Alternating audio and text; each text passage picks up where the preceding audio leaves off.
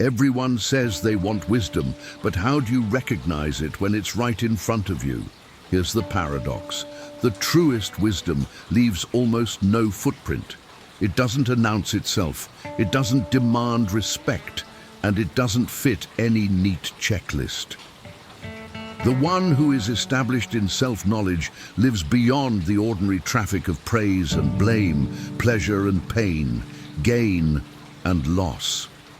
To such a one, all of this is like last night's dream, vivid once, but without weight. Yet for seekers, for those of us learning to walk this path, the great sage Siddharameshwar Maharaj offered a compassionate gift.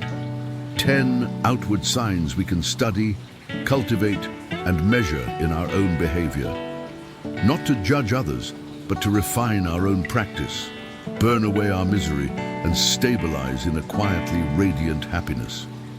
These signs don't prove enlightenment. They train your heart to live from it. If you work with them sincerely, they become your way of moving through the world, unhurried, unshaken, useful, and free. First, the absence of anger. This is not suppression, not a smile glued over gritted teeth.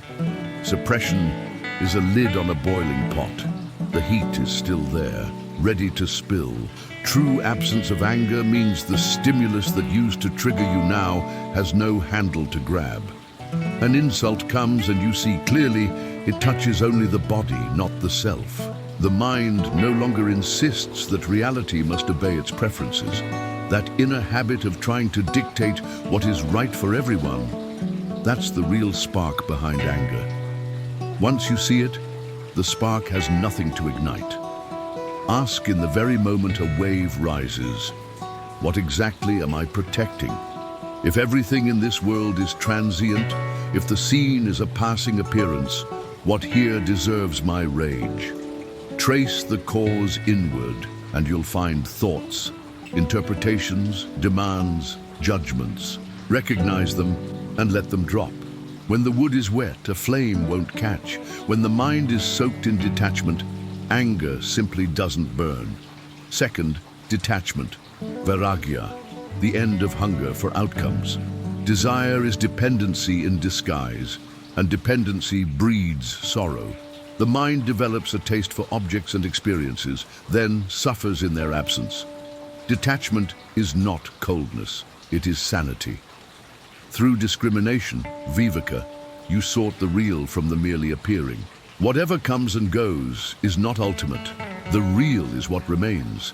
Practice turning your attention to that again and again. Let the body live its circumstances, but stay inwardly free. Like an actor in a role who never forgets the stage.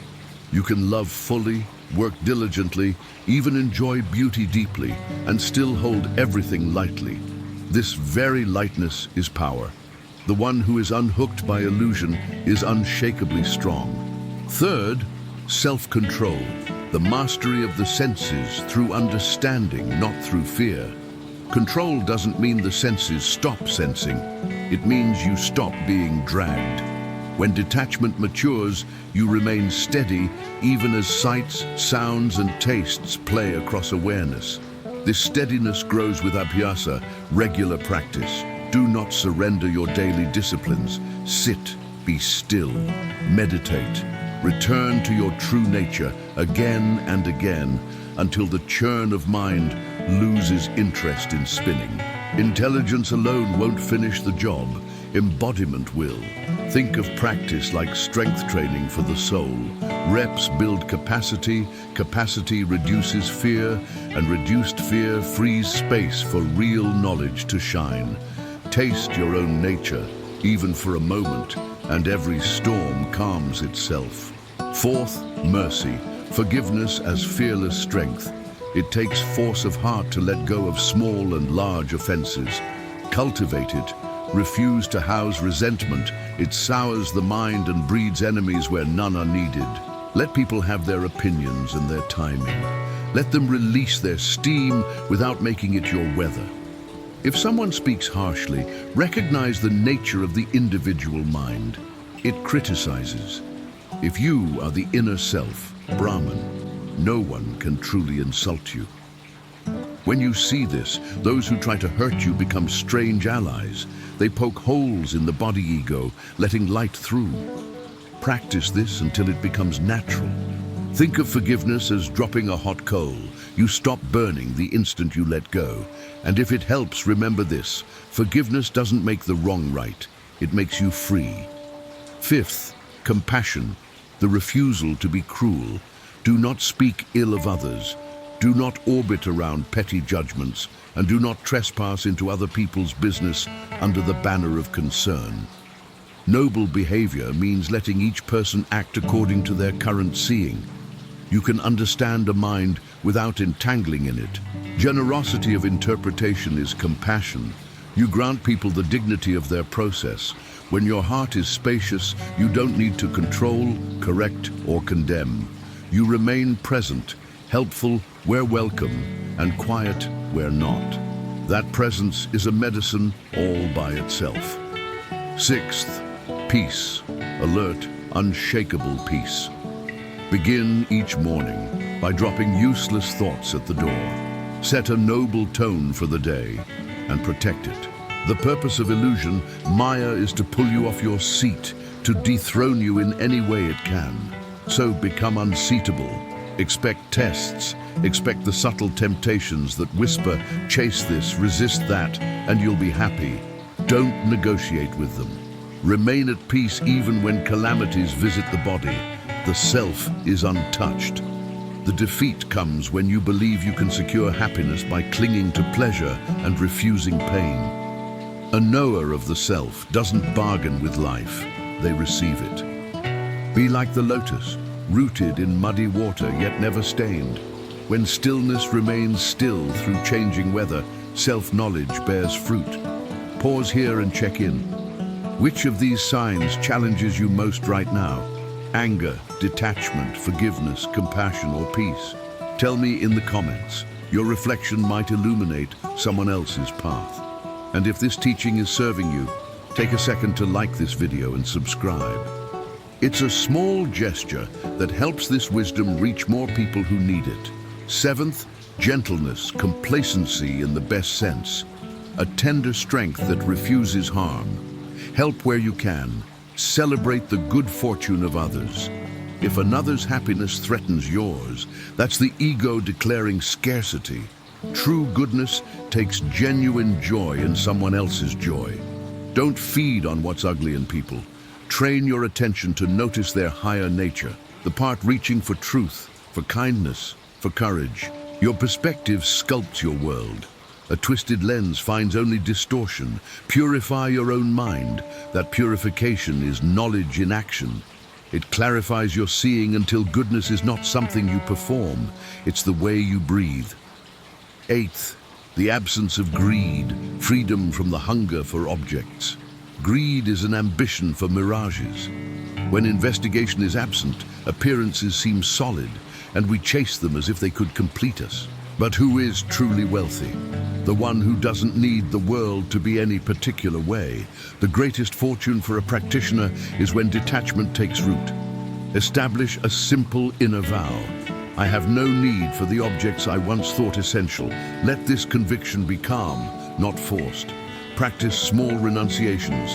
Skip an unnecessary purchase. Fast from one indulgence. Say no to one impulse today. Not out of harshness, but to discover your sufficiency. Then cultivate gratitude, not as a moral duty, but as a recognition of truth. Nothing is missing in what you are. Ninth, generosity. Magnanimity as everyday nobility. Give not to polish an image, but to polish a heart. Charity doesn't only mean money. It includes time, presence, attention, encouragement, forgiveness, and patience. Widen your tolerance. Close your eyes and ears to trivial faults, and keep company with people according to what aids their growth rather than what flatters their ego. Sometimes generosity looks like listening until a person feels seen. Sometimes it looks like holding a boundary with kindness. Sometimes it looks like quietly paying for someone's groceries. The thread is the same. You act from abundance, not from lack. And yes, this requires wisdom, to help without coddling, to uplift without interfering, to strengthen without shaming.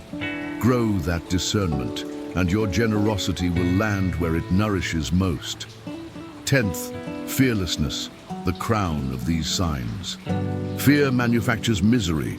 Wisdom dissolves it at the root. If misery can be removed, it is the sage's duty to remove it. How? Know yourself as the Atman and live accordingly. You are not the body because the body changes and passes. You are not the senses because their reports come and go. You are not the life force, not the mind, not even the intellect. Each of these is a tool appearing in you, not what you are.